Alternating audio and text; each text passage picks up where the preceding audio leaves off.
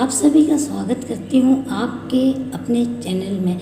जैसा कि आप जानते हैं, हमारा चैनल दिन पर दिन आगे बढ़ता जा रहा है। आप सभी के सहयोग से इस मंजिल को हमने पाया है और हम जानते हैं कि आपके सहयोग से सफलता हमारे कदम चूमेगी।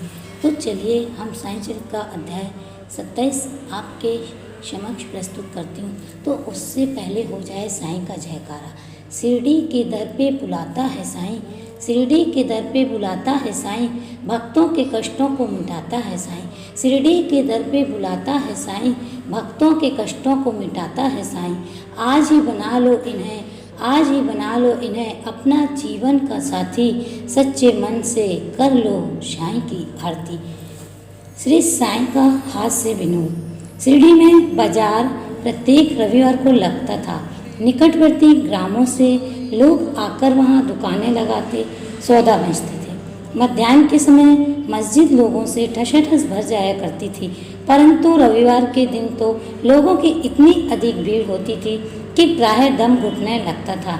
ऐसे ही एक रविवार के दिन श्री हेमाडपंत बाबा की चरण सेवा कर रहे थे। बाबा श्यामा के बाई और वामन राव बाबा के दाईं ओर थे। इस अवसर पर श्रीमान बूटी साहेब और काका साहेब दीक्षित भी वहां उपस्थित थे। तब श्यामा ने हंसकर अन्ना साहेब से कहा कि देखो, तुम्हारे कोट की बाह पर कुछ चने लगे हुए से प्रतीत होते हैं। ऐसा कहकर श्यामा ने उनकी बाह स्पर्श की, जहां कुछ चने के दाने मिले। जब हेमाडपंत ने अपनी बाई कोहनी सीधी की तो चने के कुछ दाने लुढ़क कर नीचे गिर पड़े, जो उपस्थित लोगों ने बीन कर उठाए। भक्तों को तो हास्य का विषय मिल गया और सभी आश्चर्यचकित होकर भांति भांति के अनुमान लगाने लगे, परंतु कोई भी यह न जान सका कि चने के दाने वहां आए कहां से और इतने समय तक उसमें कैसे फंसे रहे।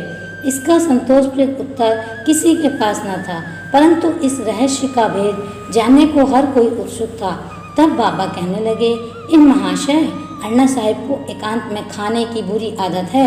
आज बाजार का दिन है और ये चने चबाते हुए ही यहाँ आए हैं। मैं तो इनकी आदतों से भली भांति परिचित हूँ और ये चने मेरे कथन की सत्यता के प्रमाण हैं। इसमें आश्चर्य की बात ही क्या है?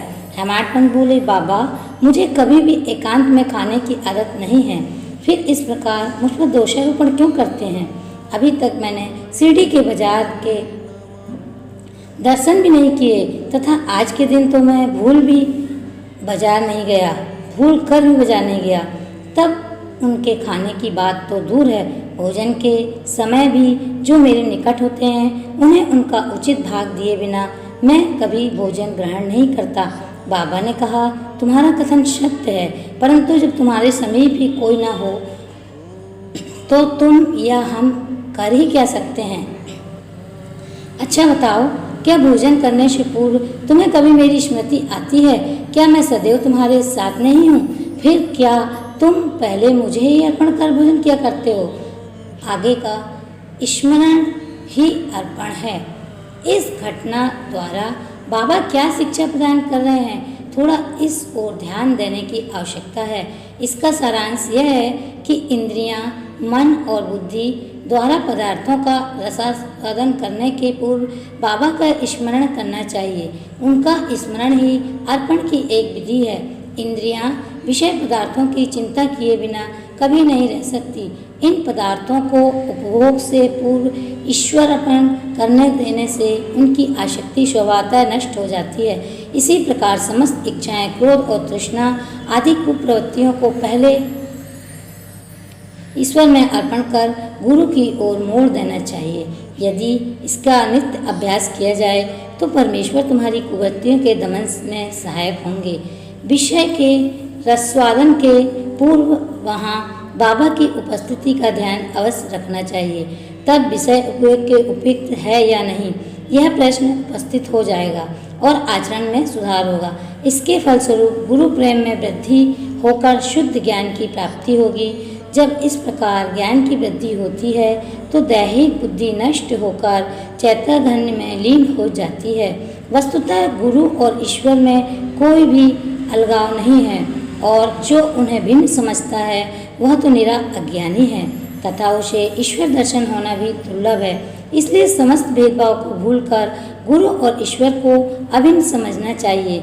इस प्रकार गुरु सेवा करने से ईश्वर कृपा प्राप्त होना निश्चित है और तभी वे हमारा चित्त शुद्ध कर हमें आत्मानुभूति प्रदान करेंगे। अन्ना चिड़ीकर और मौसी बाई की कथा। अन्ना चिड़ीकर दामोदर घनश्याम बावरे बाबा के भक्त थे। वे सरल, सुदृढ़ और निर्भीक प्रकृति के व्यक्ति थे। यद्यपि व्यवहारिक दृष्टि से वे रूखे और असहिष्णु प्रतीत होते थे, परंतु अंतःकरण से कपटहीन और व्यवहार कुशल थे।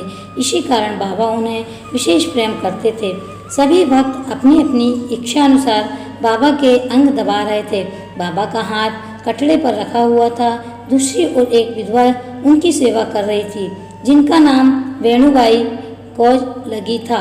बाबा उन्हें माँ शब्द से संबोधित करते तथा अन्य लोग उन्हें मौसीबाई कहते थे। वे एक शुद्ध हृदय की वृद्ध महिला थी।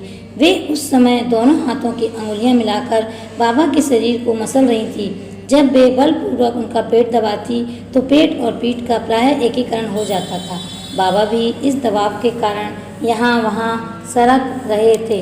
अन्ना दूसरी ओर सेवा में व्यस्त थे। मौसीबाई का सिर हाथों की परिचालन क्रिया के साथ नीचे ऊपर हो रहा था। जब इस प्रकार दोनों सेवा में जुटे थे तो अनायास ही मौसी का मुख अन्ना के अति निकट आ गया। मौसीबाई विनोद प्रकृति के होने के कारण ताना देकर बोली कि ए अन्ना बहुत बुरा है, यह मेरा चुंबन करना चाहता है।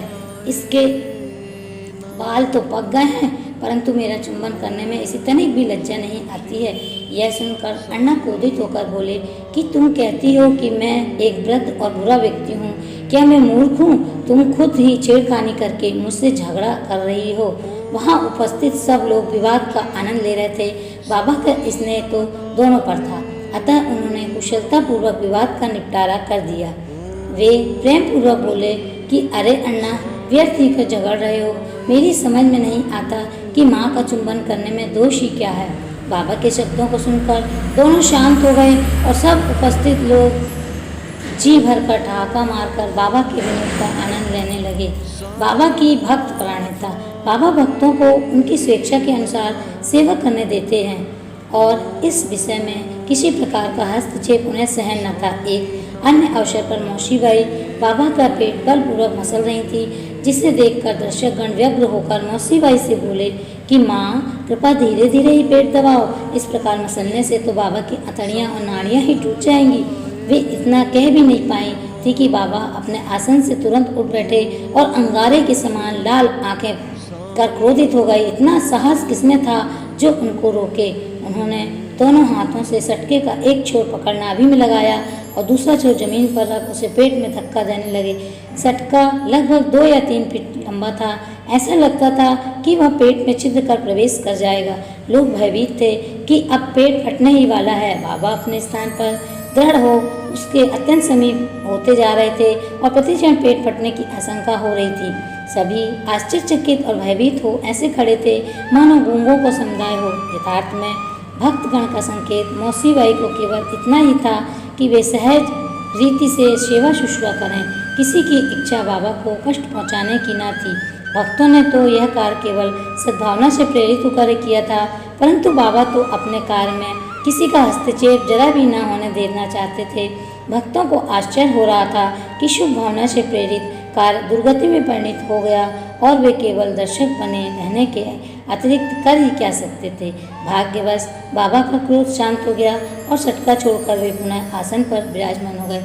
आज हमने साईं चरित का अध्याय 27 आपके समक्ष प्रस्तुत किया है। अगले एपिसोड में हम आपको साईं चरित का अध्याय 28 बतलाएंगे। तब तक के लिए ओम साईं राम, ओम साईं राम, ओम साईं राम।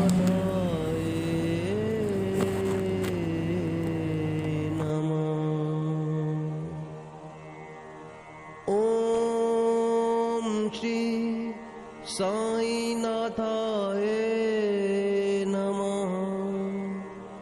ओम श्री साईनाथाय नमः। ओम श्री साईनाथाय नमः। ओम श्री साईनाथाय